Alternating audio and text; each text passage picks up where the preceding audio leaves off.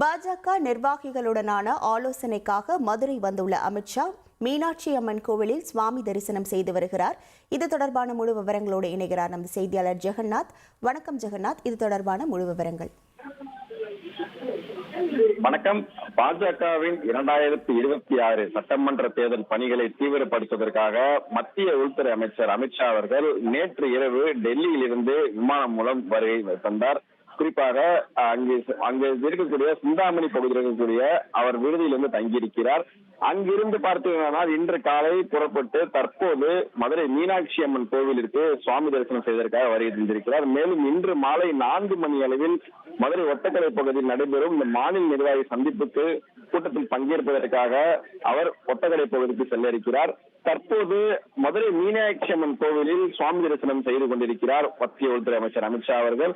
குறிப்பாக கோவிலில் பார்த்தீங்கன்னா மத்திய கால பூஜையில் கலந்து கொள்வதற்காக தற்போது உள்துறை அமைச்சர் அமித்ஷா அவர்கள் வருகை தந்திருக்கிறார். அவருடன் பார்த்திருந்தால் மத்திய அமைச்சர் எல் முருகன், பாஜகவுடைய மாநில செயலாளர் நயனா நாகேந்திரன் ஆகியோர் அவருடன் உள்ளே வந்து சுவாமி தரிசனம் செய்வதற்காக வருகை தந்திருக்கிறார்கள். மேலும் பார்த்திருந்தால் மதுரை மீனாட்சி அம்மன் கோவிலுக்கு வருகை தந்த உள்துறை அமைச்சர் அமித்ஷா வந்து பார்த்திருந்தால் மதுரை ஆதீனம் சால்வை அணிவித்து அவர் மரியாதை செலுத்தியிருக்கிறார். குறிப்பாக அவர் மரியாதை செலுத்திய பின்பு பார்த்தீங்கன்னால் உள்துறை அமைச்சர் சாமியை செய்து கொண்டிருக்கிறார்.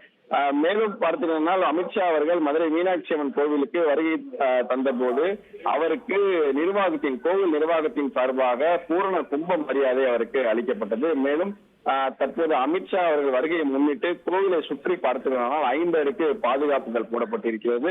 ஒத்தக்கடை பகுதியில் நடைபெறவிருக்கும் அந்த நிர்வாகிகள் கூட்டத்திற்கு பார்த்தீங்கன்னா பங்கேற்பதற்காக அமித்ஷா வருகின்ற நிலையில தற்போது மதுரை மீனாட்சி அம்மன் கோவிலில் அவர் சுவாமி தரிசனம் செய்து கொண்டிருக்கிறார். இதன் பின்பு பார்த்தீங்கன்னா மீண்டும் அவர் சிந்தாமணி பகுதியில் இருக்கக்கூடிய அவர் ஓய்வு இருக்கக்கூடிய அறைக்கு செல்ல இருக்கிறார். அங்கு பார்த்தீங்கன்னா மீண்டும் அந்த பாஜகவுடைய உயர்மட்ட நிர்வாகிகள் கூட்டமானது நடைபெறுகிறது. அந்த ஆலோசனை கூட்டத்தில் அமித்ஷா அவர்கள் பங்கேற்கிறார். அங்கே பங்கேற்று முடித்த பின்பு பார்த்தீங்கன்னா 4 மணிக்கு மதுரை ஒத்தக்கடை பகுதியில் நடைபெற இருக்கக்கூடிய அந்த மாநில நிர்வாகிகள் சந்திப்பு கூட்டத்திற்கு அவர் பங்கேற்க இருக்கிறார்.